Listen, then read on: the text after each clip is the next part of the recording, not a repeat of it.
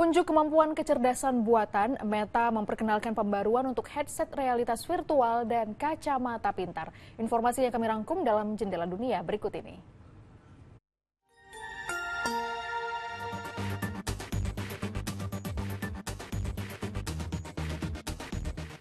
Asap membubung tinggi dari penjara Regina Coeli di pusat Roma, Italia pada hari Rabu.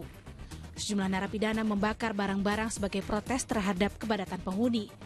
Dari Bukit Chianicolo, api terlihat menerangi langit malam dan teriakan kebebasan, kebebasan terdengar jelas. Penjara yang dibangun untuk 626 narapidana ini saat ini menampung 1.170 orang. Menurut Serikat Polisi Pemasyarakatan UILPA, masalah kepadatan dan kekurangan staf adalah isu kronis dalam sistem penjara Italia yang telah memicu protes di beberapa penjara lainnya selama musim panas.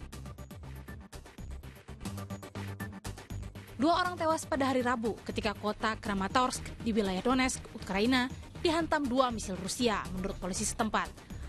Serangan tersebut mengenai bangunan tempat tinggal dengan 1 misil merusak atap gedung 5 lantai dan yang lainnya menghantam bagian tengah gedung 9 lantai yang menyebabkan 15 hingga 19 orang terluka.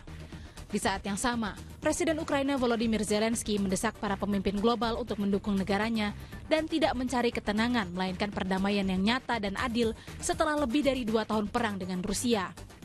Zelensky menegaskan bahwa tidak ada alternatif untuk formula perdamaian yang dia ajukan 2 tahun lalu yang mencakup pengusiran semua pasukan Rusia dari Ukraina dan akuntabilitas atas kejahatan perang.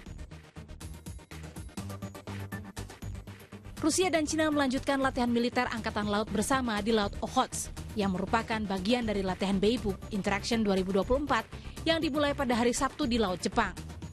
Latihan ini mencakup operasi pertahanan udara dan anti kapal selam. Presiden Rusia Vladimir Putin mengumumkan pada hari Rabu bahwa kekuatan nuklir yang mendukung serangan negara lain terhadap Rusia akan dianggap sebagai peserta agresi. Dalam rapat Dewan Keamanan Rusia yang membahas perubahan doktrin nuklir, Putin menyatakan bahwa serangan oleh negara non-nuklir yang didukung oleh kekuatan nuklir akan dilihat sebagai serangan bersama terhadap Federasi Rusia. Meskipun demikian, ia tidak menjelaskan apakah Rusia dapat menanggapi serangan semacam itu dengan senjata nuklir. Perubahan doktrin ini mengikuti peringatan Putin kepada Amerika Serikat dan sekutu NATO bahwa penggunaan senjata jarak jauh yang disuplai Barat oleh Ukraina untuk menyerang Rusia akan berarti Rusia dan NATO sedang berperang. Hujan deras dan angin kencang melanda Kuba pada hari Rabu saat badai Helena mendekati negara pulau tersebut dengan jarak terdekat sekitar 160 km dari titik paling barat Kuba, Cabo San Antonio. Sementara bagian barat pulau diterjang angin hingga 80 km per jam dan hujan sporadis. Badai Helena diperkirakan akan semakin kuat saat melintasi Teluk Meksiko menuju Florida. Kota-kota pesisir di Kuba akan tetap berada di bawah peringatan gelombang laut pada hari Jumat, meskipun badai telah sepenuhnya bergerak menuju selatan Amerika Serikat. Jepang berhasil meluncurkan roket yang membawa satelit pengumpul intelijen pemerintah pada hari Kamis. Roket H2A yang diluncurkan oleh Mitsubishi Heavy Industries meluncur dari pusat luar angkasa Tanegashima di Jepang Barat Daya membawa satelit optik.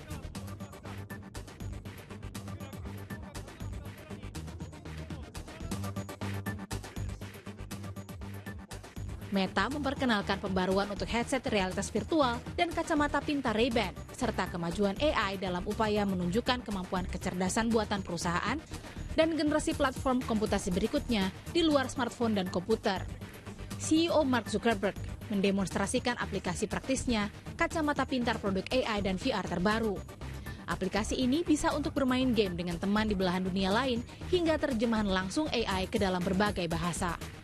Di antara produk yang diperkenalkan adalah kacamata VR 3S, versi lebih terjangkau setelah Quest 3 yang dijual seharga $299 atau sekitar 4,5 juta rupiah dan akan mulai dipasarkan pada 15 Oktober 2024. Zuckerberg juga memperkenalkan Orion, prototipe yang ia sebut sebagai kacamata paling canggih yang pernah ada di dunia.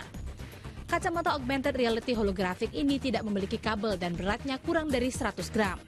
Selain dapat dioperasikan melalui suara, ketikan atau gerakan tangan, Orion dilengkapi dengan antarmuka neural yang memungkinkan pengguna mengirim sinyal dari otak ke perangkat.